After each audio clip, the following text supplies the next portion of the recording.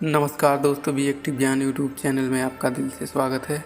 आइए आज भगवत कथा में जानेंगे सीता वनवास और लव कुश उत्पत्ति का वर्णन।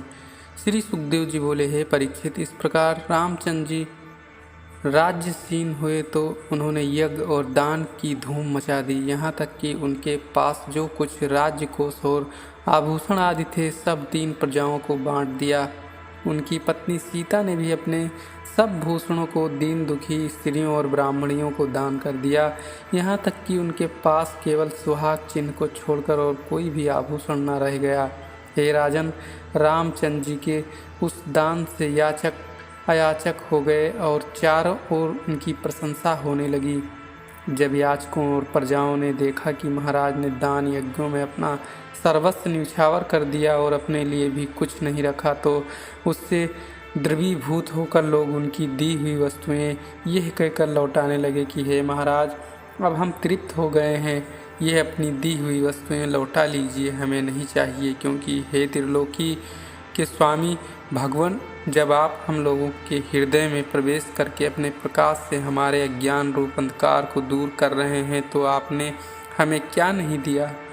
हे ब्राह्मणों के भक्त श्री रामचंद्र जी, आपके लिए नमस्कार है। हे परीक्षित, इस प्रकार से दशरथ पुत्र रामचंद्र जी नित्य ही अपनी प्रजाओं को मनोरंजन किया करते थे। इसके कुछ दिन बाद एक समय श्री रामचंद्र जी लोकमत जानने के लिए छिपे हुए वेश से प्रजा में भ्रमण करने लगे, तो उन्होंने एक पुरुष को अपनी स्त्री से यह कहते हुए सुना कि तू अन्य के गृह में रह चुकी है तथा व्यभिचारिणी और दूषित है, मैं अपनी स्त्री नहीं बनाऊंगा। ऐसी स्त्रियों के लोभी तो रामचंद्र जी हैं, जिन्होंने दूसरे के पास रहने वाली सीता को अपना लिया है। सो वे भले ही सीता को अपनी स्त्री स्वीकार करें, किंतु मैं ऐसा स्त्री का लोभी नहीं हूँ। मैं तुझे अब स्वीकार नहीं कर सकता। संसार तो महाज्ञान में पड़ा है, जितने मुँह उतनी बातें होती हैं। यदि कोई सबको प्रसन्न करना चाहता है तो असंभव है। इस प्रकार से उसकी कही हुई बात को सुनकर श्री रामचंद्र जी डर गए और लोकपवाद के कारण उन्होंने घर आकर सीता को त्याग दिया, जिससे वह सीता जी वाल्मीकि जी के आश्रम में चली गई।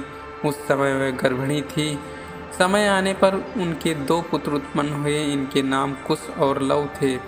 वाल्मीकि जी ने उनका उचित संस्कार किया। इधर लक्ष्मण जी भी अंगद और चित्रकेतु नाम के 2 पुत्र उत्पन्न हुए। भरत के तक्ष और पुष्कल हुए। शत्रुघ्न के सुबाहु और श्रुतसेन हुए। पश्चात भरत ने दिग्विजय करने के समय करोड़ों गंधर्वों को मारा और उनके समस्त धन को लाकर महाराज श्री रामचंद्र जी को अर्पण कर दिया। शत्रुघ्न ने मधु दैत्य के पुत्र लवण नामक राक्षस को मारा और उसने मधुवन में जाकर मथुरा नामक पुरी बसाई। इधर सीता अपने दोनों पुत्रों को वाल्मीकि जी को सौंप श्री रामचंद्र जी के चरणों का ध्यान करती हुई पाताल में प्रवेश कर गईं। उस समाचार को सुनकर श्री रामचंद्र जी को बड़ा कष्ट हुआ। उस शोक को उन्होंने बहुत रोकना चाहा, किंतु सीता जी के गुणों का स्मरण कर वह ज्ञानी होने पर भी उसे सहन न कर सके। स्त्री पुरुष का साथ ही ऐसा होता है कि उससे सदैव भय बना रहता है।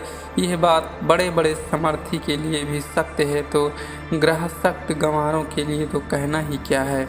इसके पश्चात स्त्री संग को त्यागे हुए श्री रामचंद्र जी 13,000 वर्ष तक अखंडित अग्निहोत्र किया। फिर अपने भक्तों के हृदय में अपनी कोमल वाणी स्थापित कर निज धाम को सिधारे। हे राजन, श्री रामचंद्र जी का समुद्र में पुल बांधना और रावण का वध करना इत्यादि उनके महान कर्मों को ऋषियों ने बारंबार बड़े आश्चर्य भाव से गान किया है।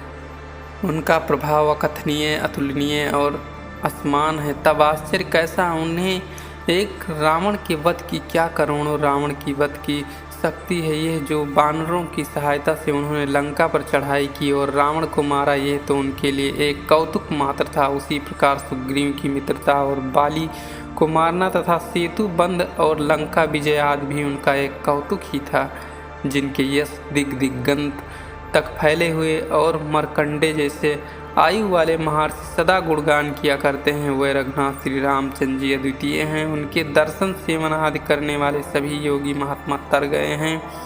जो मनुष्य भगवान के चरित्रों को अपने कानों से श्रवण करते हैं वह सुनने से ही मुक्त हो जाते हैं। इतनी कथा सुनकर श्री राजा परीक्षित जी ने पूछा कि हे मुनिवर, भगवान रामचंद्र जी का स्वभाव कैसा था और वह अपने ही अंशों से प्रकट हुए भाइयों के साथ कैसा व्यवहार रखते थे और पूर्ववासियों का भी उनके साथ कैसा बर्ताव था, कृपा करिए मुझे सुनाइए। श्री सुखदेव जी बोले, हे राजन, जब श्री रामचंद्र जी राजा हुए तो उन्होंने अपने तीनों भाइयों को दिग्विजय करने के लिए आज्ञा दी और अपने प्रेमियों को दर्शन देने के लिए अनुचरों सहित अयोध्यापुरी का प्रबंध करने लगे। उनकी आज्ञा से उस पुरी में नित्य ही सुगंधित जल का छिड़काव होता था, जिससे अयोध्या की शोभा दिन दूनी रात चौगुनी होती थी। मानो वह पुरी अपने स्वामी को पाकर महान सी हो गई थी। उसके महल, पुरद्वार, सभा भवन और देव मंदिरों पर सोने के कलश शोभायमान हो रहे थे। कहीं पताकाएं और भी शोभा बढ़ा रही थी। जगह जगह सुपारी, केला, रेशमी वस्त्र, सीसा और उत्तम वस्त्र तथा मालाएं बंधी हुई थी। मानो वहाँ प्रतिक्षण उत्सव होता रहता था। नगरवासी नित्य ही हाथ में भेंट लेकर श्री रामचंद्र जी से मिलते और आशीर्वाद देकर ये कहते कि हे महाराज, पूर्व समय में अपने द्वारा उठाई हुई इस पृथ्वी की रक्षा आप करें। इस प्रकार नगर के समान नेत्र वाले अपने स्वामी को पाकर दर्शन की इच्छा से नित्य ही अपने अपने गृह से निकलते और उन्हें श्री रामचंद्र जी को देखकर अपने नेत्रों को शीतल करते थे। परंतु उस प्रकार बारंबार देखने पर भी उनके नेत्र तृप्त नहीं होते और कोई महलों पर, कोई ऊंची खिड़कियों पर चढ़कर उन पर फूलों की वर्षा करते।